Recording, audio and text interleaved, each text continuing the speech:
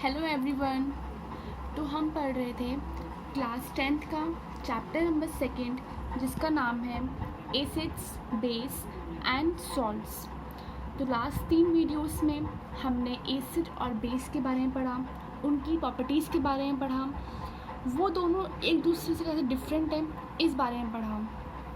तो आज की वीडियो में हम पढ़ेंगे सिर्फ सॉल्ट्स के बारे में, जो हमारा लास्ट टॉपिक है।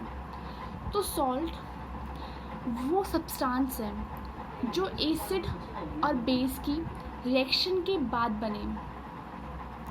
हमने जब केमिकल प्रॉपर्टीज़ पढ़ रहे थे एसिड और बेस की, तब हमने एसिड और बेस की जब रिएक्शन करवाई थी तब हमने देखा था कि एसिड और बेस जब भी रिएक्शन करते हैं तो सॉल्ट बनता है। तो इसलिए हम कह सकते हैं कि सॉल्ट वो सब्सटेंस है जो एसिड और बेस की रिएक्शन के बाद बने। ठीक है, अगर हम बात करें पीएच की, तो हमें पीएच जाना था पीएच स्केल की मदद से। हमने कहा था कि जो एसिड होते हैं उनकी पीएच वैल्यू 7 से कम होती है और बेस की पीएच वैल्यू 7 से ज़्यादा होती है।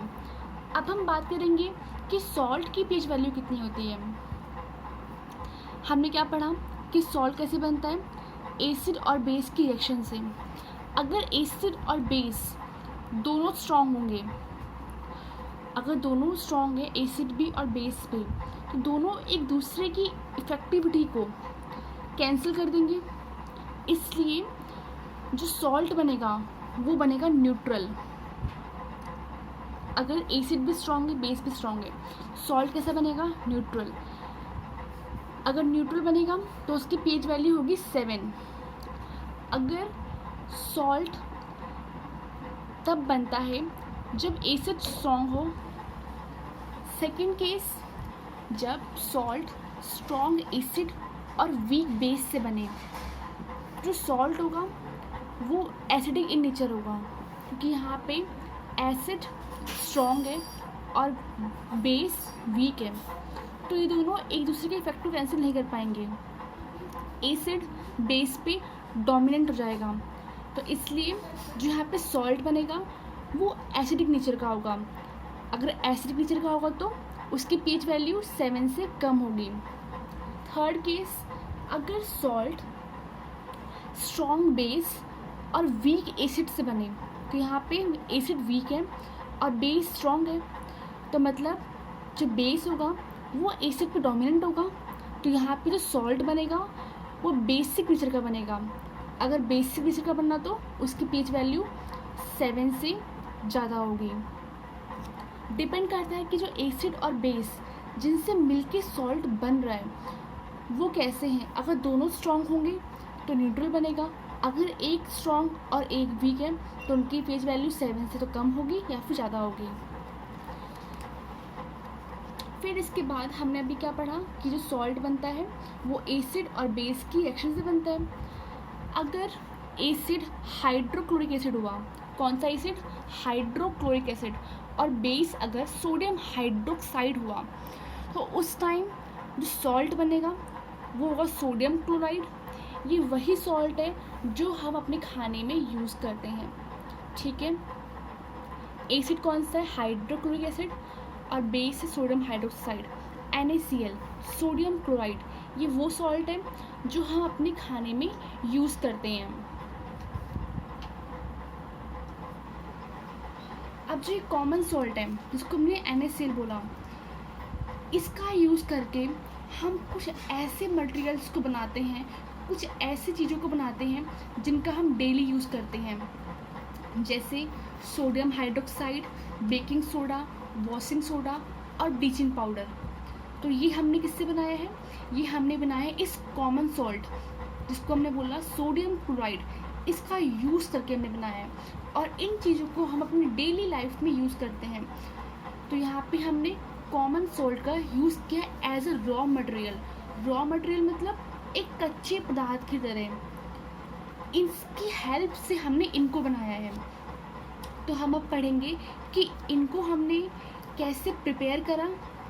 पहले हम पढ़ेंगे प्रिपरेशन और इसको हम अपनी डेली लाइफ में कैसे यूज़ करते हैं। सबसे पहले है sodium hydroxide. Sodium hydroxide chemical name है और सोडियम हाइड्रोक्साइड का कॉमन नेम है कॉस्टिक सोडा। सबसे पहले हम पढ़ेंगे कि हमने इसको कैसे प्रिपेयर करा। जब भी हम सोडियम क्लोराइड के एक्वस सॉल्यूशन, जहाँ पे बात है एक्वस की, एक्वस का मतलब है वाटर, ठीक है। तो हमने सोडियम क्लोराइड के एक्वस सॉल्यूशन में हमने पास करी इलेक्ट्रिसिटी, ठीक है। हमने इलेक्ट्रिसिटी जब भी हम पास करते हैं सोडियम क्लोराइड के एक्वस सॉल्यूशन से, तब बनता है सोडियम हाइड्रोक्साइड, ठीक है।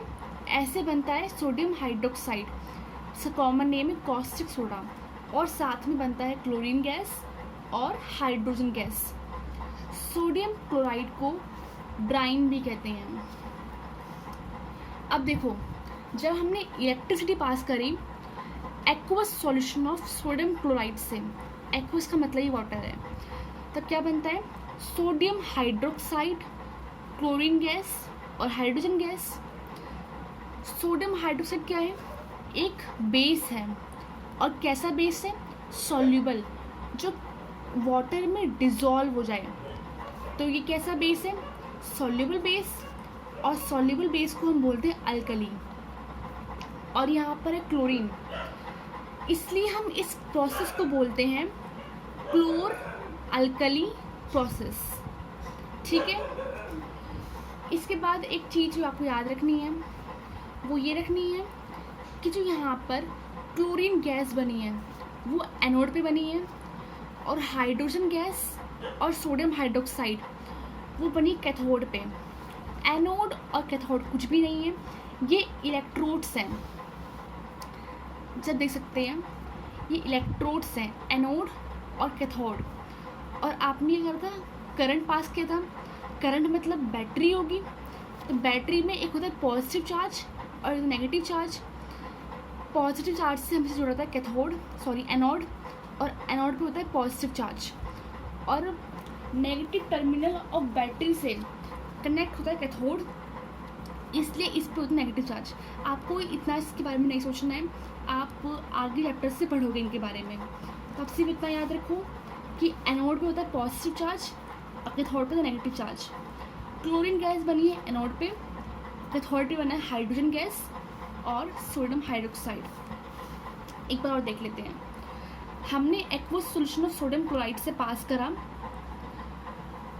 इलेक्ट्रिसिटी, फिर हमारा बन गया सोडियम हाइड्रोक्साइड जो कि अल्कली है, और यहाँ पर क्लोरीन गैस भी बन रही है, इसलिए हमने इस प्रोसेस को बोला क्लोर अल्कली प्रोसेस। तो ये हमारा पहला सॉल्ट था। अब हम बात करेंगे कि हम इसका यूज़ कहाँ पे करते हैं। तो हमारे प्रोडक्ट में कहाँ के बना था, हाइड्रोजन गैस, क्लोरीन गैस और सोडियम हाइड्रोक्साइड। हाइड्रोजन गैस का हम यूज़ करते हैं एज अ फ्यूल, ठीक है, ईंधन की तरह हम इसका यूज़ करते हैं। और सेकेंड है हम इसका यूज़ करते हैं as a ammonia for fertiliser. Ammonia कैसे बनता है, जब हाइड्रोजन की रिएक्शन करवा दोगी नाइट्रोजन से तब बनता है अमोनिया, और इसका हम यूज़ करते हैं फर्टिलाइज़र की तरह। फर्टिलाइज़र मतलब जब खाद की तरह यूज़ करते हो। खाद मतलब जब आप अपनी क्रॉप को, अपनी फसल को अच्छा उत्पादन पाने के लिए, कि वो जो आपकी फील्ड हो वो अच्छी हो, जो ग्रोथ हो वो अच्छी हो, और आपको जो बेनिफिट मिले ज़्यादा मिले, इसलिए फर्टिलाइज़र डालते हो। तो ये बेनिफिट है हाइड्रोजन गैस का। सेकेंड है क्लोरीन, इसका हम यूज़ करते हैं वाटर ट्रीटमेंट के लिए। जैसे आप हमारी रिवर वाटर है वो कितनी पॉल्यूटेड हो गई है, या फिर और भी वाटर बॉडीज़ हैं जो कि पॉल्यूटेड हो गई हैं, उनको ट्रीट करने के लिए, उनको ठीक करने के लिए हम करते हैं वाटर ट्रीटमेंट। तो यहाँ पे क्लोरीन गैस का यूज़ कर रहे हैं वाटर ट्रीटमेंट के लिए। फिर पीवीसी, जो वायर होती है, वायर के ऊपर एक प्लास्टिक की कोटिंग होती है जिसको हम बोलते हैं पीवीसी, वो पीवीसी की कोटिंग होती है, इसका फुल फॉर्म है पॉलीवाइनिल क्लोराइड। फिर हम इसका यूज़ करते हैं सीएफसी और पेस्टिसाइड्स। सीएफसी क्लोरोफ्लोरोकार्बन है जिसका हम यूज़ करते हैं फ्रिज में, और पेस्टिसाइड्स अपने प्लांट को बैक्टीरिया से जितने भी हार्मफुल फॉरेन पार्टिकल्स हैं उनसे बचाने के लिए हम यूज़ करते हैं। फिर सोडियम हाइड्रोक्साइड, इसका हम यूज़ करते हैं सोप और डिटर्जेंट बनाने के लिए और पेपर बनाने के लिए। सेकेंड सॉल्ट है हमारा bleaching powder. Bleaching powder common name है, इसका केमिकल नेम है कैल्शियम ऑक्सीक्लोराइड। ठीक है, अब हम पढ़ेंगे कि इसको हम कैसे प्रिपेयर करते हैं और इसकी डेली लाइफ में क्या यूज़ है। तो पहले हम पढ़ेंगे इसकी प्रिपरेशन। हमने पहली वाली रिएक्शन में पढ़ा था कि कैसे क्लोरीन गैस बनी थी। जब भी हम क्लोरीन गैस को पास करते हैं स्लैग्ड लाइम से, किससे पास करते हैं? स्लैग्ड लाइम से। जब भी हम क्लोरीन गैस को पास करते हैं तब बनता है कैल्शियम ऑक्सीक्लोराइड, जो कि है ब्लीचिंग पाउडर। तो हमने यहाँ पढ़ा प्रिपरेशन। जब भी हम क्लोरीन गैस को पास करते हैं स्लैग्ड लाइम से तो बनता है कैल्शियम ऑक्सीक्लोराइड, जो कि केमिकल फॉर्मूला है ब्लीचिंग पाउडर का। अब हम पढ़ेंगे कि ब्लीचिंग पाउडर का कहाँ पे यूज़ होता है। सबसे पहला इसका यूज़ होता है लॉन्ड्री में, जहाँ पे हम अपने क्लोथ्स को भेजते हैं वॉशिंग के लिए। दूसरा यूज़ होता है इसका as a oxidising agent. Oxidising मतलब ऑक्सीडेशन, एजेंट मतलब जो करवाए, जो ऑक्सीडेशन करवाए, जो ऑक्सीडेशन में हेल्प करे। ठीक है, पहला यूज़ का लॉन्ड्री में होता है। दूसरा यूज़ होता है एज अ ऑक्सीडाइजिंग एजेंट बहुत सारी केमिकल इंडस्ट्रीज़ में। और तीसरा है वाटर को डिसइंफेक्ट करने के लिए। ठीक है, अगर पानी में जर्म्स हैं तो इसको हम कैसे डिसइंफेक्ट करें, इसमें जर्म्स से किल करें, उसके लिए भी वाटर प्यूरिफिकेशन के लिए भी हम इसका यूज़ करते हैं। हमारा सेकेंड सॉल्ट, गलती से यहाँ पे सेकेंड, यहाँ पे थर्ड आएगा। हमारा थर्ड सॉल्ट है sodium hydrogen carbonate. Sodium hydrogen carbonate chemical name है और इसका कॉमन नेम है बेकिंग सोडा। आपने सुना भी होगा खाने वाला सोडा, जिसको हम खाने में यूज़ भी करते हैं। ठीक है, तो हम इसके बारे में पढ़ेंगे कि इस बेकिंग सोडा को कैसे बनाते हैं और इसका क्या यूज़ है। इसको बनाने के लिए हम यूज़ करते हैं सोडियम क्लोराइड का, और सोडियम क्लोराइड में हमने मिक्स करा वाटर, कार्बन डाइऑक्साइड और अमोनिया, तब बनता है अमोनियम क्लोराइड और सोडियम हाइड्रोजन कार्बोनेट। इस सोडियम हाइड्रोजन कार्बोनेट ही है जिसका कॉमन नेम है बेकिंग सोडा।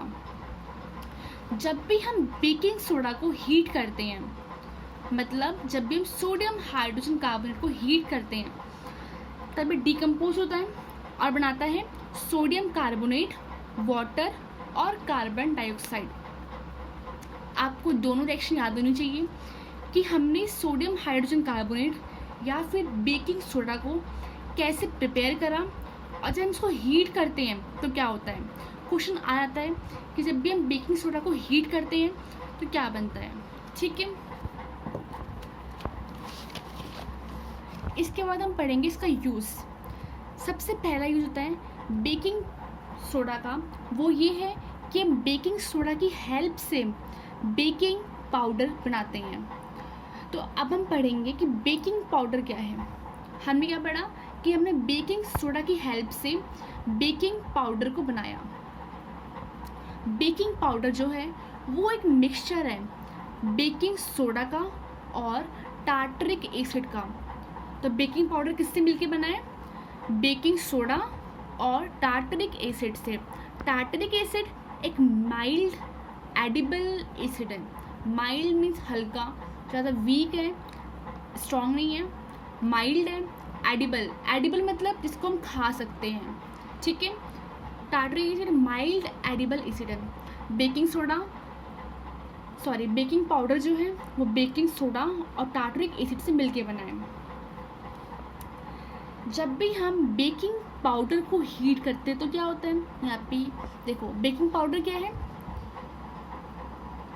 बेकिंग सोडा जिसको हम बोलते हैं सोडियम हाइड्रोजन कार्बोनेट प्लस में टार्टरिक एसिड। जितने भी एसिड होते हैं वो H+ आयन निकालते हैं, यहाँ पे इसलिए H+ लिखा है। तब बनता है कार्बन डाइऑक्साइड, वाटर और सोडियम कार्बोनेट। ठीक है, जब भी हम बेकिंग पाउडर को हीट करते हैं क्या बनता है, सोडियम कार्बोनेट, कार्बन डाइऑक्साइड और वाटर। इस कार्बन डाइऑक्साइड की वजह से जब भी हम केक बनाते हैं या इडली बनाते हैं या ढोकला बनाते हैं वो कितने फ्लफ़ी होते हैं और कितने सॉफ्ट होते हैं, वो इस कार्बन डाइऑक्साइड की वजह से ही होते हैं, क्योंकि हम उसमें डालते क्या है, बेकिंग पाउडर, जिसकी वजह से वहाँ पे CO2 प्रोड्यूस होती है। इस CO2 की वजह से ही वो ब्रेड या फिर केक या फिर ढोकला इतने सॉफ्ट और स्पंजी होते हैं। ठीक है, और ये सोडियम कार्बोनेट की वजह से उसमें जो एक कड़वा टेस्ट आना चाहिए वो नहीं आता है, तो ये रिमूव करता है एक बिटर टेस्ट को। तो ये हमने पढ़ा आज 3rd सॉल्ट के बारे में। ये 4th सॉल्ट है, यहाँ पे गलती 3rd लिखा है। 4th सॉल्ट है हमारा वॉशिंग सोडा। क्या है, वॉशिंग सोडा। वॉशिंग सोडा एक कॉमन नेम है जो हम कॉमनली यूज़ करते हैं। इसका केमिकल नेम है सोडियम कार्बोनेट। सबसे हम पहले पढ़ेंगे कि इसको हम बनाते कैसे हैं। जब भी हम सोडियम कार्बोनेट में 10 मॉलिक्यूल्स ऑफ वाटर को ऐड करते हैं, कितने मॉलिक्यूल, 10 मॉलिक्यूल, तब बनता है सोडियम कार्बोनेट और 10 H2O। इसका मतलब है कि इस कंपाउंड में या फिर इस कंपाउंड में 10 मॉलिक्यूल्स ऐड हो गए हैं, जिसको बोलते हैं क्रिस्टलाइजेशन। किसका हुआ है, वाटर का। अब इसका हम यूज़ करते हैं ग्लास, सोप और पेपर की इंडस्ट्री में। यहाँ पे दिख भी रहा है वॉशिंग सोडा है, तो इसका हम यूज़ करते हैं एज अ क्लीनिंग एजेंट। अपने घरों में सफाई के लिए हम इसका यूज़ करते हैं। 3rd है जो हार्डनेस होती है वाटर की, उसको रिमूव करने के लिए करते हैं हम इसका यूज़। और हम इसका यूज़ करते हैं सोडियम के कंपाउंड बनाने के लिए, जैसे बोरेक्स। अब हम पढ़ेंगे 5th एक टॉपिक है, बहुत इंपॉर्टेंट टॉपिक है, जो वाटर ऑफ क्रिस्टलाइजेशन। अभी आपने देखा वॉशिंग सोडा जिसका फॉर्मूला था सोडियम कार्बोनेट और 10 H2O, मतलब 10 मॉलिक्यूल्स ऑफ H2O में ऐड थे। तो जो वो 10 मॉलिक्यूल्स ऑफ H2O थे वो थे वाटर ऑफ क्रिस्टलाइजेशन। इसकी डेफिनेशन क्या है, कोई fix number of water molecules जो किसी एक फॉर्मूले यूनिट में प्रेजेंट है। जैसे सोडियम कार्बोनेट एक फॉर्मूला है और उसमें कुछ फिक्स अमाउंट के मॉलिक्यूल प्रेजेंट थे, जैसे उसमें थे 10 मॉलिक्यूल्स ऑफ वाटर प्रेजेंट थे, जिसको हमने बोला वाटर ऑफ क्रिस्टलाइजेशन। किसी भी एक फॉर्मूले यूनिट में कुछ फिक्स नंबर के वाटर मॉलिक्यूल को प्रेजेंट होना, उसे ही हम बोलते हैं वाटर ऑफ क्रिस्टलाइजेशन। एग्जाम्पल आप पीछे पढ़ चुके हो वॉशिंग सोडा वाला। इसके 2 इम्पॉर्टेंट एग्जाम्पल्स जो हम इस टॉपिक में पढ़ेंगे। पहला है कॉपर सल्फेट। ठीक है, कॉपर सल्फेट का जो क्रिस्टल होता है इसके अंदर भी वाटर ऑफ क्रिस्टलाइजेशन प्रेजेंट होते हैं। वाटर ऑफ क्रिस्टलाइजेशन मतलब कि कुछ फिक्स नंबर में वाटर मॉलिक्यूल का प्रेजेंट होना, ये है वाटर ऑफ क्रिस्टलाइजेशन का मतलब। ठीक है, तो हमने यहाँ पे क्या बोला कि जो कॉपर सल्फेट क्रिस्टल है इसके अंदर भी वाटर ऑफ क्रिस्टलाइजेशन होते हैं। हमें कब पता लगा ये बात, जब हमने इस क्रिस्टल को हीट करा। ठीक है, जब हमने इस क्रिस्टल को हीट करा तो इसमें से वाटर रिमूव हो गया, तब हमको पता लगा कि ये कॉपर सल्फेट का क्रिस्टल है, इसके अंदर भी वाटर मॉलिक्यूल प्रेजेंट है। जैसे यहाँ पे लिखा है कॉपर सल्फेट और इसमें कितने मॉलिक्यूल हैं, 5H2O। ठीक है, जब हमने हीट करा तो कॉपर सल्फेट अलग हो गया और वाटर अलग हो गया। ठीक है, फिर हमने क्या करा, इस कॉपर सल्फेट की रिएक्शन वाटर से करवा दी, तब ऐसा बन गया। ठीक है, यहाँ पे आपको क्या दिख रहा है, कॉपर सल्फेट यहाँ भी है और यहाँ भी है, पर जो कॉपर सल्फेट है ये कैसा है, एनहाइड्रस है, और ये वाला कॉपर सल्फेट हाइड्रेटेड है। एनहाइड्रस मतलब इसमें वाटर मॉलिक्यूल प्रेजेंट नहीं है और इसमें वाटर मॉलिक्यूल प्रेजेंट है, मतलब ये हाइड्रेटेड है और ये एनहाइड्रस है। तो देखो यहाँ पे होता क्या है, जब भी हम इस कॉपर सल्फेट क्रिस्टल को हीट करते हैं ये होता है ब्लू कलर का। ठीक है, जब हम इसको हीट करते हैं तो वाटर मॉलिक्यूल अलग हो गया और जो कॉपर सल्फेट बनता है वो वाइट कलर का बन जाता है। ठीक है, कॉपर सल्फेट होता है वाइट कलर का। जब हम इसमें वाटर की रिएक्शन करवाई तो ये कॉपर सल्फेट बना जो कि हाइड्रेटेड है, वो होता है ब्लू। मतलब अब सिर्फ इतना याद रखो, कॉपर सल्फेट जो एनहाइड्रस है, एनहाइड्रस कॉपर सल्फेट वाइट होता है और हाइड्रेटेड कॉपर सल्फेट ब्लू होता है। वो कॉपर सल्फेट जिसमें वाटर मॉलिक्यूल नहीं है वो वाइट होता है और वो कॉपर सल्फेट जिसमें वाटर मॉलिक्यूल है वो ब्लू होता है। सेकेंड एग्जाम्पल है प्लास्टर ऑफ पेरिस। जो लास्ट एग्जाम्पल है वाटर ऑफ क्रिस्टलाइजेशन का और बहुत इम्पॉर्टेंट है, प्लास्टर ऑफ पेरिस जिसको हम बोलते हैं POP। ठीक है, plaster of Paris common name है और इसका केमिकल नेम है calcium sulphate hemihydrate. Calcium sulphate मतलब CaSO4, यहाँ पे हेमीहाइड्रेट, हेमी मतलब होता है सर्कल, एक सेमी सर्कल या फिर हेमी सर्कल। हेमी मतलब हाफ, हाइड्रेट मतलब ऊपर बताया था मैंने, हाइड्रेट मतलब वाटर मॉलिक्यूल होना, एनहाइड्रेट मतलब वाटर मॉलिक्यूल नहीं होना। ठीक है, तो यहाँ पर है हेमीहाइड्रेट, मतलब हेमी मतलब हाफ, हाइड्रेट मतलब H2O। फॉर्मूला क्या हो गया, CaSO4 और हाफ H2O। ये केमिकल फॉर्मूला हो गया कैल्शियम सल्फेट हेमीहाइड्रेट का। अब हम पहले पढ़ेंगे कि हम इसको प्रिपेयर कैसे करते हैं। जब भी हम जिप्सम को, किसको, जिप्सम को 373 केल्विन पे हीट करते हैं, जब भी हम जिप्सम को 373 केल्विन पे हीट करते हैं तो ये अपने कुछ वाटर के मॉलिक्यूल को लूज कर देता है और बनाता है कैल्शियम सल्फेट हेमीहाइड्रेट, जिसको हमने बोला प्लास्टर ऑफ पेरिस। ठीक है, तो प्लास्टर ऑफ पेरिस कैसे बना, जब भी हम जिप्सम को 373 डिग्री पे हीट करते हैं तब बनता है कैल्शियम सल्फेट हेमीहाइड्रेट और क्या करता है वो कुछ वाटर के मॉलिक्यूल को लूज कर देता है। चलो रिएक्शन देखते हैं। देखो, कैल्शियम सल्फेट और 2H2O, ये फॉर्मूला है जिप्सम का। किसका फॉर्मूला है, जिप्सम का।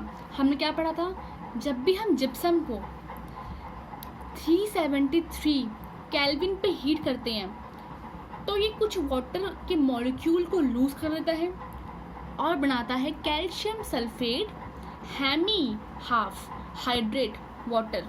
ठीक है, बनाता है कैल्शियम सल्फेट हेमीहाइड्रेट।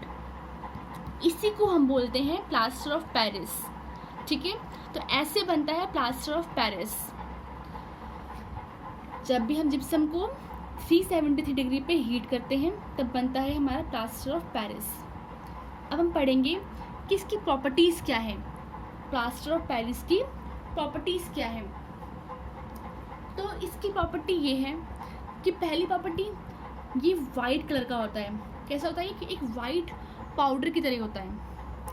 और सेकंड इम्पॉर्टेंट प्रॉपर्टीज़ की ये है कि जब भी हम प्लास्टर ऑफ पेरिस को मिक्स करते हैं वाटर से तो ये जिप्सम बना देता है, मतलब ये रिएक्शन रिवर्स हो जाती है।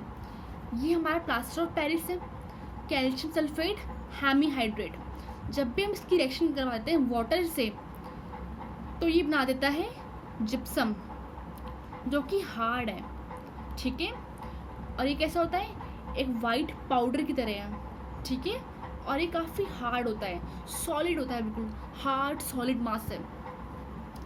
जिप्सम जब भी रिएक्शन कर लेता है वाटर से, सॉरी, जब भी प्लास्टर ऑफ पेरिस वाटर से रिएक्शन करता है तो बना देता है जिप्सम, ठीक है। और ये कैसे बनता है प्लास्टर ऑफ पेरिस, जब हमने जिप्सम को 373 पे हीट करा तब बना प्लास्टर ऑफ पेरिस।